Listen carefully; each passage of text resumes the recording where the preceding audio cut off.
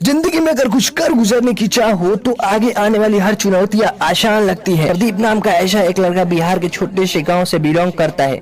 इनके पिताजी बहुत ही गरीब थे और भरने का काम किया करते थे और पेट्रोल पंप पर दिन भर तरी धूप और ठंड में काम करने का दर्द क्या होता है इनकी पिताजी अच्छी तरह समझ रहे थे। तभी इन्होंने सोच लिया कि चलो अब मैं कुछ नहीं कर पाया लेकिन अपने बेटे को पढ़ा लिखा कर एक बड़ा अफसर बनाऊंगा। लेकिन दोस्तों प्रदीप अपनी बीकॉम कंप्लीट करते ही अपने पिताजी से कहता है कि पिताजी मैं यूपीएससी की तैयारी करने के लिए दिल्ली जाना चाहता। तो उनके पिताजी बिना कुछ सोचे समझे पढ़ाई करने के लिए हाँ कर दिया और 10 से 15 हजार रुपए देकर प्रदीप को यूपीएससी की तैयारी करने के लिए भेज दिया। लेकिन दोस्तों जब प्रदीप दिल्ली जाकर कोचिंग के बारे में बात करता है तो वहाँ की कोचिंग की फीस जानकर शॉक्ड हो जाता है और प्रदीप अपने कमरे में आकर सोचने लगता है कि यार कोचिंग का फीस इतना ज्यादा 1.5 लाख, मेरे पिताजी कहाँ से इतने पैसे लाएंगे, लगता है मैं अपने सपने को पूरा नहीं कर पाऊंगा। फिर प्रदीप अपने पिताजी को कॉल करके बताता है कि पिताजी यहाँ तो कोचिंग का फी बहुत ज्यादा है। लेकिन दोस्तों जब मैं घर आ जाता हूँ उनके पिताजी प्रदीप बेटा क्यों, क्या हुआ, कितना फी है? तब प्रदीप ने बोला कि पिताजी यहाँ कोचिंग का फी 1.5 लाख रुपीज और फिर रूम रेंट, रहना खाना पीना कहाँ से आएगा इतना सारा पैसा। तब उनके पिताजी बोले कि बेटा तुम टेंशन मत, तुम कोचिंग ज्वाइन करो और मैं पैसे 1-2 दिन में भेजता हूँ। प्रदीप को पता था कि पिताजी के बाद बोला कि पिताजी यहाँ कोचिंग का फी 1.5 लाख रुपीज और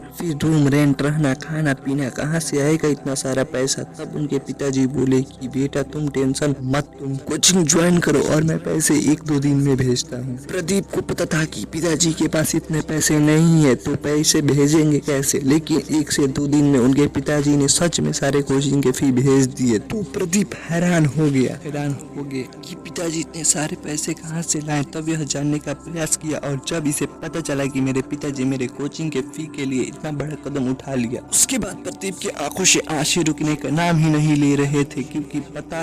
क्योंकि इनके पिताजी अपनी पूरी जिंदगी की कमाई से बनाया गया घर अपने बेटे की पढ़ाई के लिए बेच दिया और खुद रेंट के मकान में रहने लगे। इसके बाद प्रदीप का नींद चैन सब कुछ उड़ गया और उसी वक्त अपने आप से प्रण और कहा जब मेरे पिताजी इतना बड़ा त्याग कर सकते हैं तो मैं आज वादा करता हूँ कि मैं अपनी तैयारी में कोई भी कमी नहीं आने दूंगा और बहुत बहुत जल्द पिताजी के लिए एक मकान बनाऊंगा। फिर उसने मेहनत करने लगा क्योंकि उसके मन में सिर्फ उसका सबसे बड़ा मोटिवेशन बन गया। अपने पहले ही प्रयास में यूपीएससी प्री क्वालिफाई कर गया और प्री क्वालिफाई करते ही मेंस के लिए टूट पड़ा। और दोस्तों प्रदीप का मेन एग्जाम बहुत नजदीक था और इसी समय उनकी माताजी बीमार पड़ गई और हॉस्पिटल में एडमिट हो गई। लेकिन प्रदीप के पिताजी अपने बेटे को भनक होने नहीं दिया।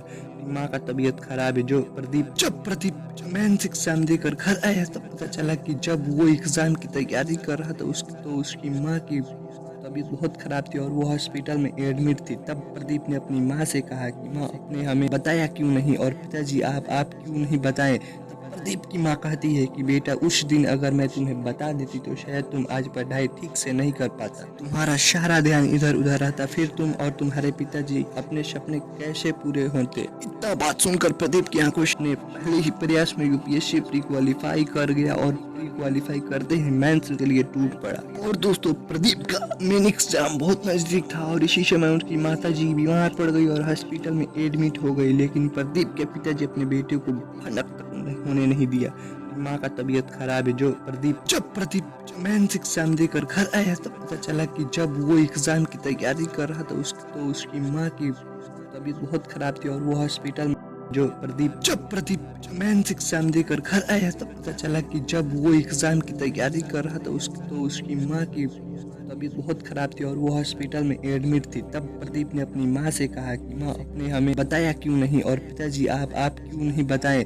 प्रदीप की माँ कहती है कि बेटा उस दिन अगर मैं तुम्हें बता देती तो शायद तुम आज पढ़ाई ठीक से नहीं कर पाता, तुम्हारा सारा ध्यान इधर उधर रहता, फिर तुम और तुम्हारे पिताजी अपने सपने कैसे पूरे होते। इतना बात सुनकर प्रदीप की आंखों से आंसू आ गया। तब प्रदीप ने कहा कि माँ आप टेंशन मत लो, आप प्रदीप बहुत अच्छे से पढ़ाई किया है और बहुत जल्द आईएएस बनूंगा। माँ उसके बाद प्रदीप वापस दिल्ली आ गया यूपीएससी की तैयारी इंटरव्यू देने और अब आता है यूपीएससी फाइनल एग्जाम चेक करने का।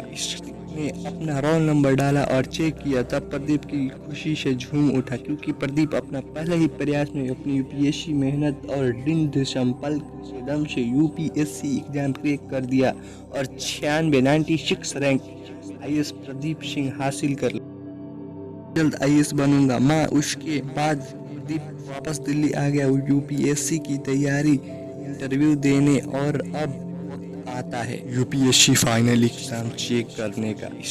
ने अपना रोल नंबर डाला और चेक किया तब प्रदीप की खुशी से झूम उठा, क्योंकि प्रदीप अपना पहले ही प्रयास में अपनी यूपीएससी मेहनत और दृढ़ संकल्प के दम से यूपीएससी एग्जाम क्रैक कर दिया और 96 रैंक आईएएस प्रदीप सिंह हासिल कर लिया। और जब प्रदीप अपनी सफलता का श्रेय अपने परिवार को देता है हुए कहा कि मैं जितना संघर्ष अपने जीवन में किया उससे कई ज्यादा संघर्ष मेरे माता पिता ने किया है। माता पिता का जज्बा हमेशा मुझसे कई ज्यादा ऊपर था और मेरी